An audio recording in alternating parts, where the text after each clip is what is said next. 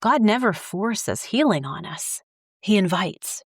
He invites into healing. And in order to receive and experience that healing, we must learn presence. We must be able to be present in the moment. Right now in this moment is the only place that God can meet us. Right? We can't meet God in the future. We can't meet God in the past because I only exist in this present moment and He is here. Overwhelm, reaction mode, and just keeping up are the old way. You need real, root-level strategies and practical steps to grow your business or ministry without exhaustion and burnout. Hi there, we're Anna Saucier And Megan Gephardt, best friends and business consultants who help faith-filled women create sustainable growth through simple strategy with a people-first approach. Here at Apostolic Fruit, we hope to offer you clarity, support, accompaniment, and healing, one tiny step at a time. Welcome back. I'm Anna Saucier, and we're going to continue our exploration of the nervous system and embodiment. If you didn't catch episode 1, make sure to listen to that. It sets a foundation for what we're going to talk about here. So why do we override the body? What's happening? Let's be honest, most of us learned early in life that certain emotions were too much. I'm putting that in air quotes. We're too much or unwelcome.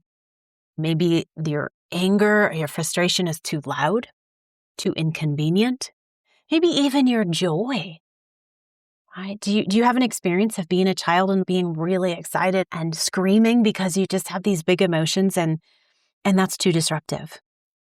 Okay, so most of us have learned to shut down big emotions or to ignore them so we can just push through in what needs to get done and stay focused, or to white knuckle our way forward into productivity. The author of the book, Try Softer, her name escapes me at the moment, but we'll put it in the notes, describes how many of us spend years trying to achieve the perceived perfection that would finally help me feel calm and at peace. That's a quote of hers that I have a note on. We spend years trying to achieve the perceived perfection that would finally help me feel calm and at peace, as if these are achievements. The sentence hits hard because it's true. We're constantly trying to arrive somewhere. We're trying to get there. We're trying to accomplish the thing.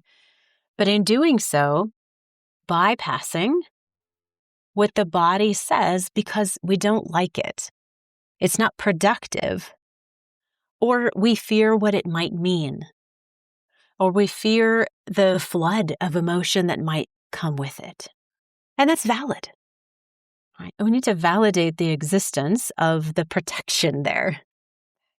Bypassing that is a protection, and understanding it and having compassion for it is important. But what's the cost of this disconnection? When we avoid our internal experience, the result becomes a dissociation from our story. The body is the lived story of the human experience on a day-to-day basis. So when we avoid that, when we ignore it, when we disconnect from it, we're disconnecting from that lived human experience, that story. This matters spiritually too. God never forces healing on us. He invites. He invites into healing, and in order to receive and experience that healing, we must learn presence. We must be able to be present in the moment. Right now in this moment is the only place that God can meet us. Right? We can't meet God in the future. We can't meet God in the past because I only exist in this present moment and He is here.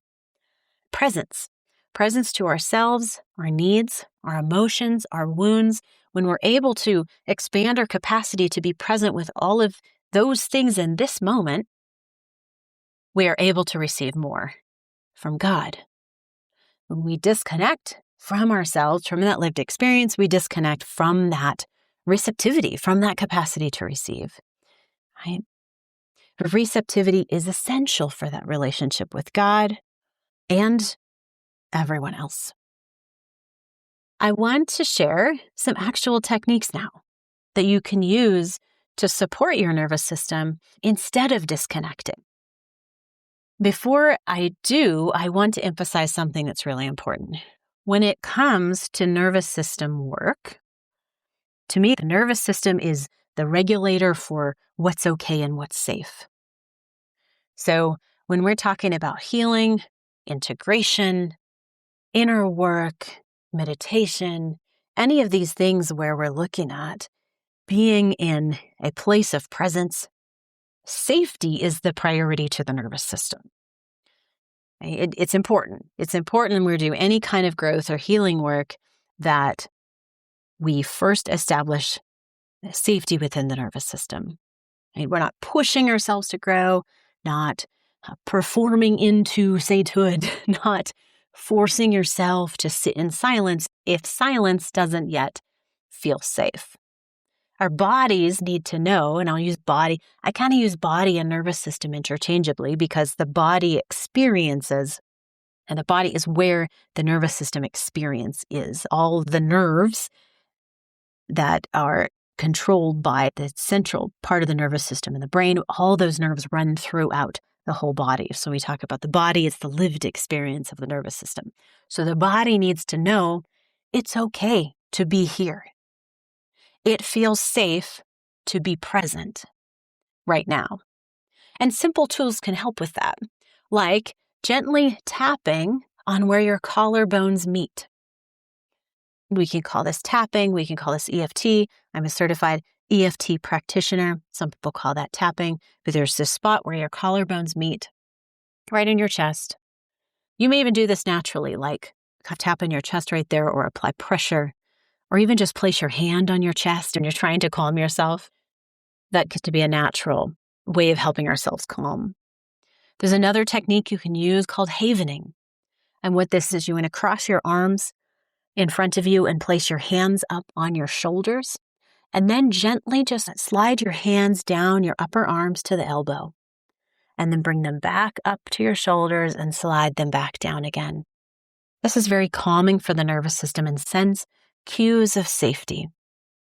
And you might gently tell yourself, it's okay to be here right now. I'm safe.